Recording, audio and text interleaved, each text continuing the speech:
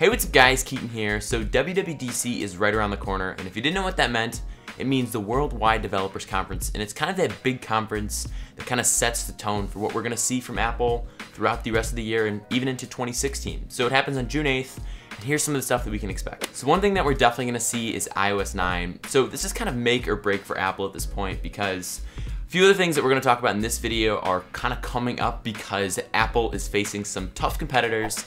Just kind of the whole market out there is getting super competitive. So with iOS 8, I thought it was cool. It was kind of a nice twist on iOS 7.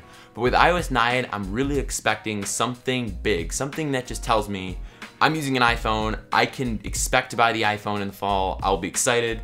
And I don't know, I just don't really see that in iOS 8 right now. And now that there's a lot of pinpoints for Apple, a lot of competitors coming up, they need to really make iOS 9 big and show you why it's worth it. And if you want to check out the full iOS 9 wishlist video I did, I will leave a link to it in the description below. So something else that we can expect to see is Apple's music streaming service. So according to a lot of reports, Apple's iTunes sales were down like 15% in 2014. And when you really think about it and how big iTunes is, that's a lot of money. So those same reports are saying we're gonna see a service cost around 10 bucks, which is kind of the sweet spot in music streaming world right now. I use Spotify Premium. I absolutely love it. I have a ton of playlists over there. You should definitely check it out. And let me know in the comment section down below what streaming service you use. Is it Rdio, Spotify, Tidal? Because you know you're just with that Jay-Z beat. Again, let me know down there. But Apple needs to make this streaming service something big and kind of convince those existing streaming service customers that, hey, you need to come check out Apple's and kind of get rid of your old subscription. And for me, I'm definitely gonna be holding Apple up to a pretty high bar because I love Spotify, I love everything they have. 10 bucks a month gets me a ton of songs, and now that I'm really going through a lot of genres and artists, I'm actually like really enjoying Spotify, and I'll definitely go and check out the Apple Music streaming service or whatever it is, just to kind of see what it features. But if Apple really wants to move some markets here, they need to have something big and innovative. And one of those things could be luring artists away from streaming services like Tidal.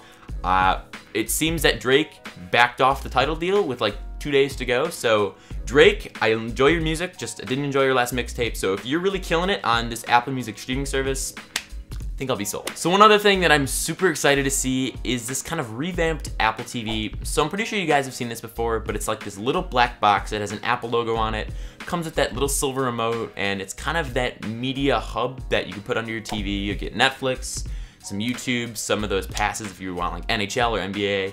I mean, it's pretty cool for what you're getting. I just never found like a point to it. I could watch it on my computer, no problem, and save myself like 100 bucks or so. Now, I never thought in a million years that I would actually be excited for this, but this is one of those things in the conference that I want to see so badly. And that's because of some of the stuff that we've heard this new Apple TV is going to feature. It's going to feature a lot more streaming services on there, a lot more, I guess, reasons to do it. Maybe even some cable integrations in there, which I think would be really cool. And now that Apple has kind of gone full force with their HomeKit launch, which is pretty much just making your home smarter with different devices out there, I think we're going to see some big integrations with the Apple TV. And that might even convert me to make my house a little bit smarter. Let's talk to my parents about that. But hey, if you're watching, this could be big. Mom and Dad, this could be really big. So I'm just excited to see kind of what Apple does with the Apple TV as these streaming boxes are becoming kind of a bigger deal. And if Apple can make a lot of cool stuff into one box, I think I'll definitely be sold. And another thing that just keeps me focused on this, and I don't even know why, because this isn't typically like me, I know myself, but I just had this really awesome idea for like the remote of the Apple TV. It's not gonna be like the teeny tiny, you know, aluminum one we see now, but it's like this glass aluminum hybrid. It just looks freaking awesome. And maybe I've just been looking at examples or concepts too much, but Apple, if you make that a thing, I think that is just, you're adding more good stuff to the list that I definitely want this. So that's pretty much what we're gonna see at WWDC. I don't think we're gonna see that iPad Pro or that iPhone 7 that I'd personally love to see there. I just don't think those are ready yet. But let me know in the comment section down below what you guys think we're gonna see. And thumbs up if you guys are pumped. I have a lot of cool stuff in the works that you're gonna see next week, kind of revolving around this event. And go and subscribe to the channel for a new video every Wednesday and Saturday. And follow me on Snapchat, Instagram, and Periscope, and even Twitter, as I'm an absolute blast over there. You guys really enjoy it over there. And I'm actually gonna be live streaming some of my opinions on WWDC as it goes on live on Periscope. So definitely go and follow me there. Thanks again, and I will see you guys next time.